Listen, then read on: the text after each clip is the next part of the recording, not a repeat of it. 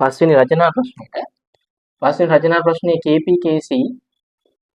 ඊට පස්සේ ශක්ති විද්‍යාව ප්‍රශ්නේ ගොඩක් සාමාන්‍ය විදිහටම AV ශක්ති විද්‍යාව ප්‍රශ්නය. එතකොට මෙන්න මේ ප්‍රශ්න ටික පොඩ්ඩක් බලාගෙන යන්න. මේ ප්‍රශ්න මාරම ක්වොලිටි ප්‍රශ්න ටිකක් තියෙන්නේ. KPKC ගාන නම් 2010 ගාන අනිවාර්යෙන් බලන්න. මම වීඩියෝ එකකුත් දාලා තියෙනවා ගිය අවුරුද්දේ. ඊට 2022 ඒ විභාගය ආපු පස්වෙනි රචනා ප්‍රශ්නේ අනිවාර්යෙන් බලලා යන්න. සාමාන්‍යයෙන් අපි දන්න KPKC ගානම තමයි. හැබැයි ඉදිරි ප්‍රතික්‍රියාවක් නේ පසු ප්‍රතික්‍රියාවක් නේ විදිහට තියෙන්නේ. ඒ නිසා මේක පොඩ්ඩක් බලලා යන්න. ඊට අමතරව ශක්ති විද්‍යාව ගත්තොත් මෙන්න මේ ප්‍රශ්න ටික. මම මේ පාර හිතනවා ශක්ති විද්‍යාව ප්‍රශ්නය ගොඩක් වෙලාවට තාප රසායනික චක්‍ර ඇසුරින් ඉන්න ඉඩ තියෙනවා. හරිද? එන්තැල්පි ටික හොයන්න. එමාවෙ නැත්තොත් ගොඩ එයි කියලා හිතන ඉන්න තමයි මේ ටික කියන්නේ. ඒ නිසා අනිවාර්යෙන් ඔයාලා යන්න කලින් මෙන්න මේ 2017 5A 2018 5A සහ 2019 තුන්වෙනි මොකද්ද ව්‍යුහගත රචනා ප්‍රශ්නය. ඊට පස්සේ 2023 පස්වෙනි රචනා ප්‍රශ්නය ඔය බලලා යන්න. මෙතනදී මම ඉස්මතු කරලා තියෙන වැඩේ තමයි තාප රසායනික චක්‍ර සහ අර අපි මොකක් හරි තාප විපර්යාසයක් හොයලා ඩෙල්ටා Q එකක් හොයලා MC ඩෙල්ටා ඩීටා පාවිච්චි කරලා මේක අපිට ඩෙල්ටා H කෙනෙක් බවට මූල ගණනින් බෙදලා නියත පීඩන තත්ත්වයට මේක සිද්ධ කරොත් ඒක එන්තැල්පියක් බවට පත් කරන්න පුළුවන් කිය. මෙන්න මේ කතා ටික චුට්ටක් ඔළුවේ තියාගෙන යන්න. මේ කාරණේ තාම 2023 ප්‍රශ්නේ ඉස්මතු කරේ නැහැ. හරිද? ඒකට තාප රසායනික චක්‍ර හෝ ඒකත් එයි කියලා හිතනවා. ඊට අමතරව සාමාන්‍ය විදිහට මොකක් හරි ප්‍රතික්‍රියාවක් වෙනවා. ඒ ප්‍රතික්‍රියාවෙන් තාපයක් පිට වෙනවා. හරි අවශෝෂණය වෙනවා. හරි වෙන විදිහට දේවි. ඒකෙන් ඩෙල්ටා Q වගේ හොයන්න වේවි. ඒකෙන් ඩෙල්ටා H අගේ හොයන්න වෙයි. ඩෙල්ටා H අගේ හොයද්දී අනිවාර්යෙන් ඒ තාප අවශෝෂකයින් නැත්නම් තාපදායක නැ ඍණ කියන එක දාන්න අමතක කරන්න එපා. හරිද? ඊට අමතරව තාප රසායනික වක්‍ර පුළුවන් තරම් බලන්න යන්න. මේ අවුරුදු වල ප්‍රශ්න කොටස් ටික දිනනවා. හරිනේ? ඔය තමයි KPKC සහ ශක්ති විද්‍යාව කොටස. හරිනේ? ඊට පස්සේ ප්‍රශ්නේ ඉතින් සුබුරුදු පරිදි pH ඊට පස්සේ වාෂ්ප KSP හෝ KD මේ කොටස් වලින් අයින් ප්‍රශ්නේ ඒවි. මොකද ගිය අවුරුද්දේ 2025 අවුරුද්දේ ඔක ආවේ නැහැ. ඔක අපි කිව්වා අනිවාර්යෙන් ස්ට්‍රක්චර් ඩේස් එකට එනවා. ඒ වගේම ස්ට්‍රක්චර් ඩේස් එකට ආවා. චාලක ප්‍රශ්නේ එදා දාලා තිබ්බේ අපේ අර ප්‍රශ්නෙට 6 වෙනි ප්‍රශ්නේ මේ පාර අනිවාර්යෙන් නැහැ. චාලක ප්‍රශ්න එනවා කියලා තීරණය කරලා තියෙන්නේ 3 වෙනි ප්‍රශ්නේ විදිහට. එතකොට මේ කොටස් වල එකක් එනවා. මේ කොටස් වලින් කොටස් තුනක් කරේ. හරිනේ? එතකොට මේ pH ප්‍රශ්නේ කරක් දෙනවා. මේ හොඳට මතක තියාගන්න ඕනේ තමයි මේ pH ප්‍රශ්නේ මේ පාර ගොඩක් වෙලාවට සාමාන්‍ය රචනා මේ pH ප්‍රශ්නෙට pH ප්‍රශ්නේ සාමාන්‍ය විදි ප්‍රශ්නයක් නැතුව චුට්ටක් අර ඔප්පු කිරීම වලින් පොඩ්ඩක් අහන්න ඉඩ දී කියලා හිතෙනවා. හරිද? ඔප්පු කිරීම මොනවද අපි දන්නවා සාමාන්‍යයෙන් සංයුග්මක භස්ම ද්‍රාවණයක අම්ල ද්‍රාවණයක pH එක හොයන කොටස් ටික එහෙම ඊට පස්සේ හෙන්ඩර්සන් ඕන ඔප්පු කරන්න දෙන්න පුළුවන්. ඒ වගේ ඔප්පු කිරීම ටිකක් දාන්න පුළුවන්. හරිද? ඒ නිසා පොඩ්ඩක් 2015 ප්‍රශ්නේ. හරිද? 2015 මේ හොඳ ඔප්පු කිරීම ටිකක් තියෙනවා. 2015 ප්‍රශ්නේ පොඩ්ඩක් බලලා යන්න. හරිද? එතකොට මේ මොකද්ද ඒ වගේම අපිට මේ කියන්න පුළුවන් pH ප්‍රස්ථාර. හරිද? pH ප්‍රස්ථාර අඳින්න නම් දෙන්නේ නැති වෙයි. මොකද pH ප්‍රස්ථාර අඳින්න ටිකක් වෙලා යනවානේ.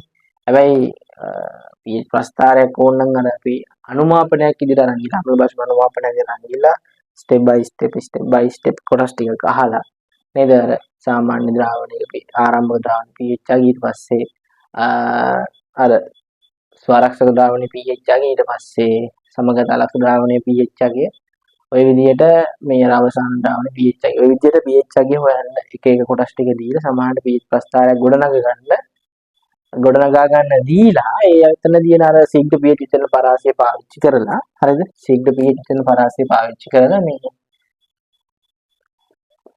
ඔයාට සුදුසු අනුමාපනයේ සඳහා සුදුසු දර්ශකයක් වගේ එකක් තෝරන්න දෙන්නත් පුළුවන්. එහෙම නැත්නම් pH ප්‍රස්ථාරයක් දීලා ඒකෙන් සුදුසු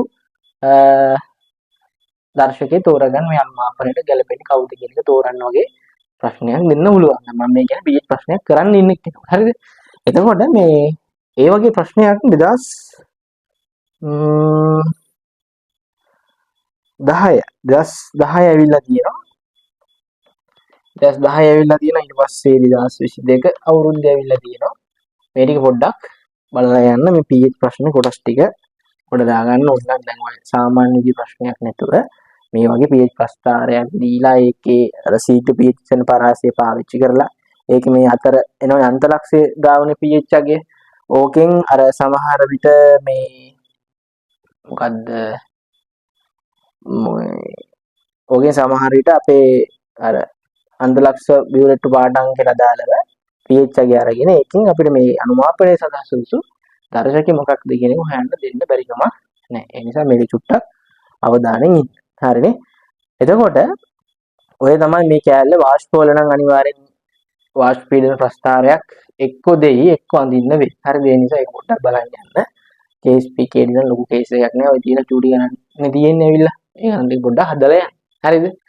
එතකොට දැන් මේ වැදගත්ම කෑල්ල තමයි අපේ 7 වෙනි පාර්ට් එක මේ PH ප්‍රශ්නයක් විදියට PH ප්‍රශ්න සමහරු කරන්නේ නෑනේ. බහුතරයක් කට්ටිය හුරු වෙලා ඉන්නවා මේ අර 7 වෙනි ප්‍රශ්නේ.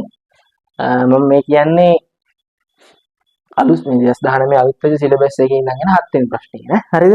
ඒ කියන්නේ අපි අර D ගුණයේ ප්‍රශ්නේ, D බ්ලොක් ප්‍රශ්නේ ඒත් එක්කම එන විද්‍යුත් රසායන ප්‍රශ්නේ. හරිද?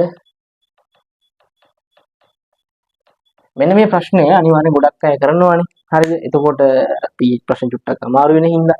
ඒත් මෙන්න මේ ප්‍රශ්නේ චුට්ටක් D බ්ලොක් නම් යවුලක් නැහැ. D බ්ලොක් ටික බලාගත්තා නම් ඒ ටික අඳුර ගන්න හැකියි. හරි?